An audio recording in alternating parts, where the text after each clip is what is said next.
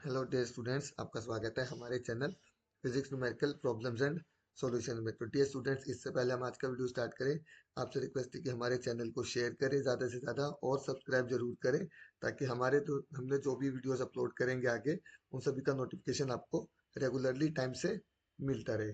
तो आज जो हम क्वेश्चन करेंगे वो क्वेश्चन नंबर 6 है, सीबीएसई फिजिक्स 2026 के एग्जाम का। तो क्वेश्चन में क्या दिया गया, एक फिगर दी गई है हमारे को ये वाली, और इस फिगर में एक मैग्नेट है, ये वाला जो मैग्नेट दिया गया है ये ड्रॉप करते हैं हम इसको, और स्मॉल लूप से ये निकलता है, ये स्मॉल लूप से होके यहाँ से ये इस तरह से इस पाथ को फॉलो करते हुए निकलता है। अब जो स्मॉल लूप दिया है यहाँ पे, उसमें एक स्मॉल कट दिया गया हमें। तो अब हमें बताना है कि जब ये मैग्नेट ऊपर से होता हुआ स्मॉल लूप के अंदर से पास होगा, तो उस केस में कौन सी स्टेटमेंट हमारी यहाँ पे करेक्ट होगी। तो हमारे पास जो ऑप्शन ए है उसमें क्या देगा, speed of the falling magnet increases at it approaches the loop and start decreasing as it crosses the loop. मतलब ऑप्शन ए ये कह रहा है कि जब मैग्नेट ऊपर से नीचे की तरफ आएगा, तो जब ये हमारा स्मॉल लूप की तरफ जाएगा तब तो ये इंक्रीज होगी इसकी स्पीड, और जब ये लूप को क्रॉस कर जाएगा तो इसकी स्पीड डिक्रीज हो जाएगी। दूसरा ऑप्शन दिया गया है हमारे यहाँ पे, acceleration of magnet increases as it approaches the loop and starts decreasing as it crosses the loop. अब पहले ऑप्शन में दिया गया था कि अगर मैग्नेट ऊपर से नीचे की तरफ जाएगा, तो जब ये अप्रोच करेगा लूप को तो स्पीड इंक्रीज होगी, और जब लूप को क्रॉस कर जाएगा तो डिक्रीज होगी। दूसरे ऑप्शन में दिया गया है कि जब मैग्नेट लूप की तरफ जाएगा, अप्रोच करेगा लूप को, तो एक्सेलरेशन इंक्रीज होगा, और जब लूप को क्रॉस कर जाएगा तब एक्सेलरेशन डिक्रीज होगा। थर्ड ऑप्शन में दिया गया, speed of the magnet remains uniform as it moves through the loop. मतलब कि जो मैग्नेट है उसकी स्पीड यूनिफॉर्म रहेगी, कांस्टेंट रहेगी, उसमें कोई सी तरह का कोई चेंज नहीं आएगा जब ये लूप से पास हो रही होगी। ओके, जब ये ऊपर से नीचे जाएगी लूप से होती हुई किसी भी तरीके से, इसमें यहाँ पे मैग्नेट की स्पीड में कोई चेंज नहीं आएगा। डी ऑप्शन ये, एक्सीलरेशन में किसी तरह का कोई चेंज नहीं आएगा, acceleration of the magnet remains uniform as it moves through the loop. Acceleration में किसी तरह का कोई यहाँ पे चेंज नहीं आएगा। तो अब हम इस क्वेश्चन को देख लेते हैं।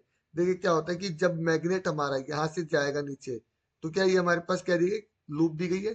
तो इस मैग्नेट की वजह से यहाँ पर क्या होगा, इंड्यूस्ड करंट आएगा। जो हम फेरेडेस लॉ हमने पढ़ा है उसमें क्या होगा, इंड्यूस्ड करंट आएगा फेरेडेस लॉ के अकॉर्डिंग यहाँ पे। अब क्योंकि इंड्यूस्ड करंट यहाँ पर आएगा, तो इंड्यूस्ड करंट यहाँ पे कितना हो जाएगा हमारा, जीरो हो जाएगा, फ्लो नहीं करेगा यहाँ पे इंड्यूस्ड करंट, क्योंकि यहाँ पे क्या है, कट दिया हुआ है, ये जो ठीक है कट दिया हुआ है यहाँ पर एक्स वाई का।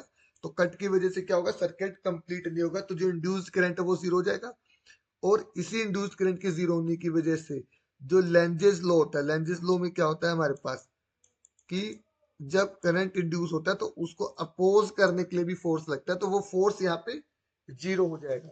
देखिए जब भी मैग्नेट क्लोज आता है तो क्लोज आएगा तो क्या होगा, उसकी वजह से कुछ इंड्यूस्ड करंट होगा, और जो इंड्यूस्ड करंट होगा उसको अपोज करने के लिए लेंजेस लॉ के अकॉर्डिंग फोर्स आएगा। अब क्योंकि यहाँ पे सर्किट कंप्लीट नहीं है, एक्स वाई में, एक्स वाई वाले पोर्शन में सर्किट कंप्लीट नहीं है, तो इंड्यूस्ड करंट जीरो हो गया।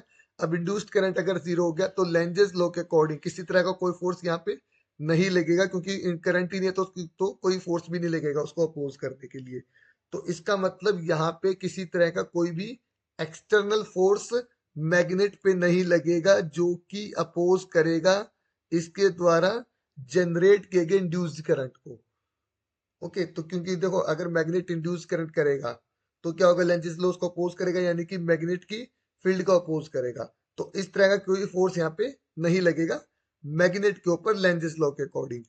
तो क्या हो गया, मैग्नेट अब क्योंकि क्या कह रहे हैं, नीचे की तरफ जा रहा है, फ्री फॉल है, किसी तरह का फोर्स नहीं लग रहा, तो यहाँ पे जो क्या होगा, किसी तरह का कोई फोर्स नहीं लग रहा।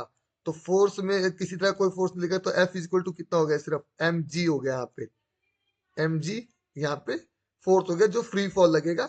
लेंजेस लॉ के अकॉर्डिंग कोई फोर्स यहाँ नहीं लग रहा, तो इसका मतलब एक्सीलरेशन ड्यू टू ग्रेविटी यहाँ पे जी हो गई। यहाँ पर यहाँ पे क्या होगी, acceleration due to gravity g हो गई। अब क्योंकि जी है, gravitation due to gravity, acceleration g है, तो वो क्या रहेगी, वो फिक्स रहेगी, उसमें किसी तरह का कोई चेंज नहीं आएगा। तो इसलिए हमारे पास जो करेक्ट ऑप्शन है वो ऑप्शन नंबर यहाँ पे डी हो जाएगा।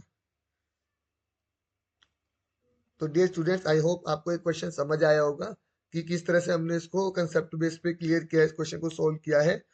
तो हमारी आपसे रिक्वेस्ट है, प्लीज हमारे द्वारा अपलोड किए गए सभी सॉल्यूशंस को आप देखिए, लाइक कीजिए, हमारे चैनल को ज्यादा से ज्यादा शेयर कीजिए, सब्सक्राइब